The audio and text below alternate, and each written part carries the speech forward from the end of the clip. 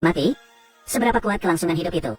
Karena dia ingin melarikan diri dari pengejaran, gadis menyeberang jembatan. Sebuah peluru mengenai punggung gadis itu. Gadis itu panik dan jatuh dari tebing. Air sungai naik tinggi. Lara ingin berpegangan pada puncak tebing. Tapi tangan Lara diikat. Bahkan gerakan sederhana pun tidak bisa melakukannya. Kecepatan air semakin cepat dan lebih cepat. Di depan gadis itu ada air terjun besar. Kalau tidak berhenti, Lara akan hanyut ke sana. Nama gadis itu adalah Lara. Pada saat genting, Lara berpegangan pada sayap pesawat yang terbengkalai itu. Jarak sekarang hanya 5 meter. Benturan hebat itu membawa Lara pergi. Lara merasa seperti akan jatuh dari tebing. Lara mengikuti air dan berpegangan pada sayap kiri pesawat. Di bawah ini adalah tebing setinggi 10.000 meter. Jatuh di sana dianggap mustahil untuk hidup. Lihatlah ke bawah ke jurang di bawah kaki Anda. Keinginan Lara untuk hidup berkobar. Gadis itu menarik napas dalam-dalam. Kemudian regangkan kaki Anda ke atas. Gadis yang lelah itu naik ke sayap. Belum menunggu Lara pulih, sayapnya berderit lagi. Sayap mulai patah. Lara menahan napas dan perlahan berdiri. Jika gadis itu ragu-ragu, dia akan mati. Setelah Lara mengatasi sayap yang patah, sisanya jatuh bersama air. Lara menempel di tubuhnya, menyelamatkan nyawanya. Gadis itu dengan cepat naik ke dalam. Banyak berolahraga membuat Lara tidak lagi memiliki tenaga.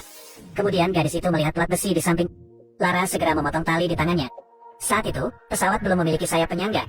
Hanya bersandar di pusaran air. Lara mempercepat kecepatan menggergaji tali. Untungnya, pada detik terakhir, gadis itu berpegangan pada belat.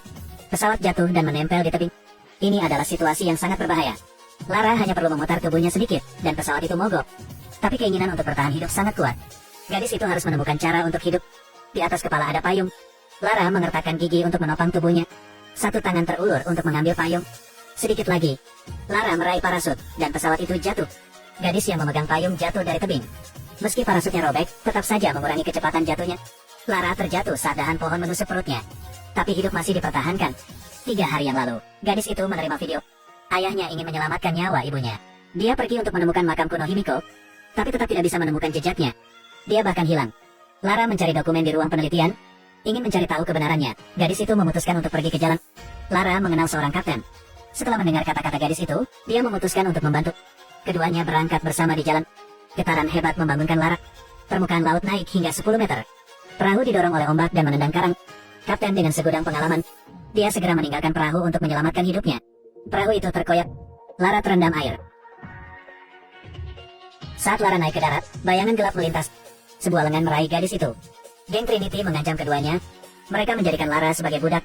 Mereka bahkan tidak mengampuni yang tua dan yang sakit. Atau jika tidak layak, akan segera ditangani. Keluar dari sini secepat mungkin. Kapten mengoreksi waktunya. Dia mengambil sekop dan memukul salah satunya. Keduanya panik lari dari sana. Pria itu dengan cepat mengejar Lara. Lara lolos dari peluru orang lain. Tapi tidak ada jalan di depan. Keinginan untuk bertahan hidup adalah dengan menyeberangi jembatan ini. Sambil lewat, 10 lainnya juga mengejar. Dia melepaskan satu tembakan. Lara jatuh. Melayang bersama air, gadis itu putus asa. Naluri bertahan hidup adalah menyelamatkan diri sendiri. Lara menemukan parasut di dalam pesawat. Kemudian berhasil mendarat.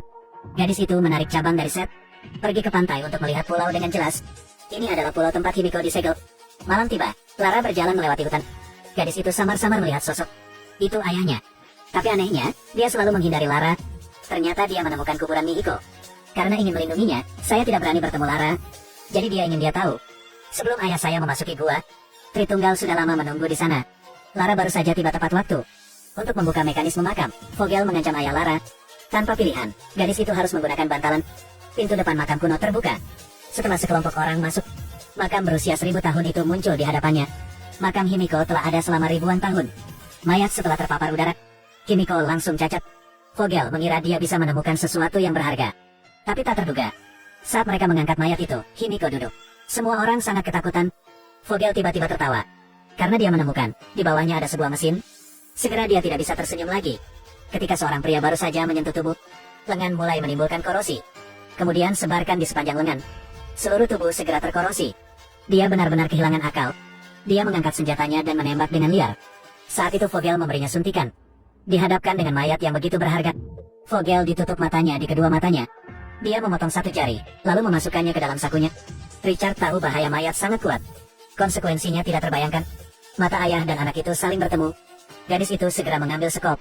Langsung memotong pistol yang dikenakan di bahu. Richard mengambil kesempatan untuk mengambil jari. Menembakkan satu tembakan ke Vogel. Pada saat ini, seseorang melihat hantu memanjat di atasnya. Setelah menyelesaikannya, dia terinfeksi. Lara dikejar oleh Trinity. Gadis itu memanfaatkan medan makam untuk melarikan diri. Dan tangani nama-nama lainnya. Richard tahu situasinya dengan baik. Dengan sadar ia berusaha mengingatkan Lara. Hentikan Vogel dari mengeluarkan Himiko. Jika tidak, umat manusia akan binasa. Lara sangat sedih, tidak akan melupakan nasihatnya. Ketika Vogel hendak meninggalkan tempat ini, Lara berdiri di depannya, menendang wajahnya dengan keras. Usai tendangan itu, Vogel langsung takluk. Lara mengambil jarinya dari sakunya. Lara kemudian memasukkannya ke dalam mulutnya. Vogel langsung cacat. Tapi tanpa menunggunya, gadis itu menendangnya ke bawah tebing.